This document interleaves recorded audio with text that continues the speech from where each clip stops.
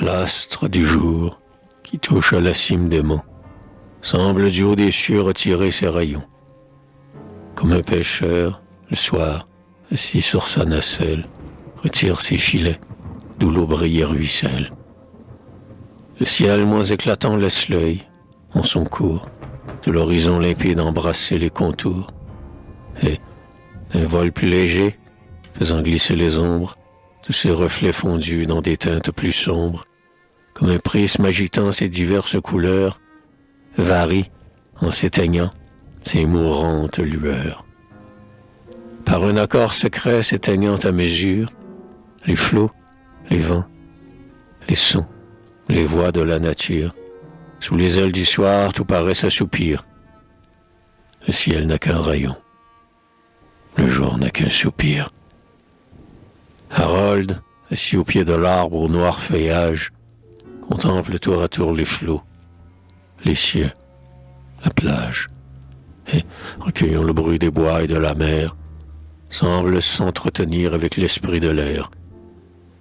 Tandis qu'à ses côtés, folâtrant sur la rive, Ada, tournant vers lui sa paupière attentive, brise les fleurs des champs écloses sous sa main, en sème ses cheveux, en parfume son sein, et, nouant en bouquet l'ortige qu'elle cueille, sur les genoux d'Harold en jouant les effeuilles.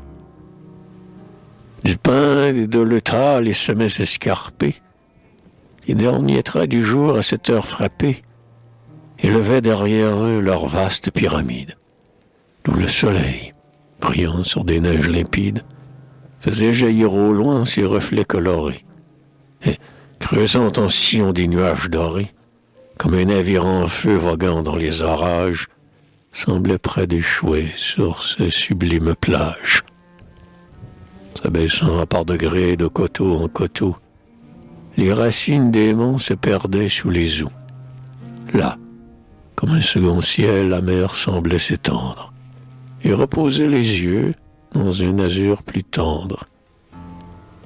La Hyacinthe y jetait son ombre loin du bord, et, se perdant au loin dans son golfe qui dort, ses neiges, ses forêts et ses côtes profondes flottaient au gré du vent dans le miroir des ondes. La mer des Alcyons, si douce aux matelots, en sillons écumeux, ne roulait point ses flots. Une brise embaumée enridait la surface.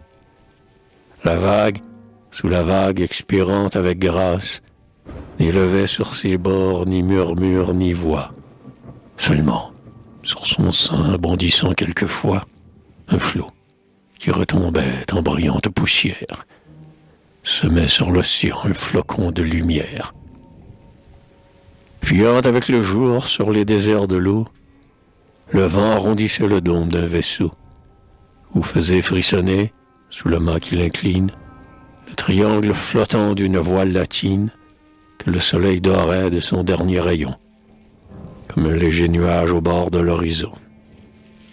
Aucun bruit sous le ciel que la flûte des pâtres ou le vol cadencé des colombes bleuâtres, dont les essaims, rasant le flot sans le toucher, revenaient tapisser les mousses du rocher et mêler aux accords des vagues sur les rives le doux gémissement de leur couple plaintive.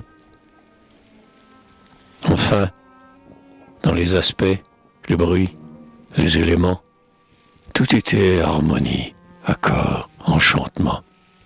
Et l'âme et le regard, errant à l'aventure, s'élevaient par degrés au ton de la nature, comme, au temps successif d'un concert enchanteur, une musique élève et fait vibrer le cœur.